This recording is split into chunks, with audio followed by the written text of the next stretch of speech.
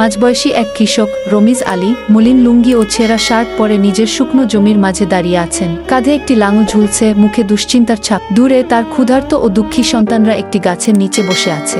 রমিজ আলী একটি কৃষি মেলায় গেছেন, যেখানে চারপাশে রঙিন স্টল বসানো। একজন সরকারি কৃষি কর্মকর্তা সুদৃশ্য পোশাকে দাঁড়িয়ে তাকে জৈব কৃষি সম্পর্কে ব্যাখ্যা দিচ্ছেন। রমিজ আলী তার বাড়ির পাশে একটি ছোট জমিতে টমেটোর চারা রোপণ করছেন। পাশে তার স্ত্রী ও সন্তানরা সাহায্য করছে, কেউ পানি ঢালছে, কেউ চারা হাতে তুলে দিচ্ছে।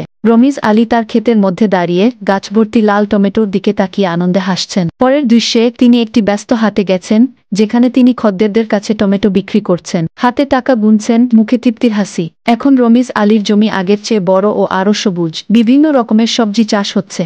পরিষ্কার পোশাক পরে তিনি তার কর্মচারীদের তদারকি করছেন, যারা চারা রোপণ ও ফসল কাটার কাজ করছে। পাশে নতুন একটি সেচ ব্যবস্থা দেখা যাচ্ছে, আর মাটিতে কাঠের বাক্স ভর্তি টাটকা সবজি রাখা আছে। রমিজ আলীর নতুন পাকা বাড়ির সামনে তার পরিবার আনন্দে বসে আছে। শিশুরা স্কুল ইউনিফর্ম পরে স্কুলে যাচ্ছে, হাত নেড়ে বিদায় জানাচ্ছে। তাদের পাশে এক বিস্তৃত সবুজ খামার, যেখানে ফসলের সজীবতা স্পষ্ট।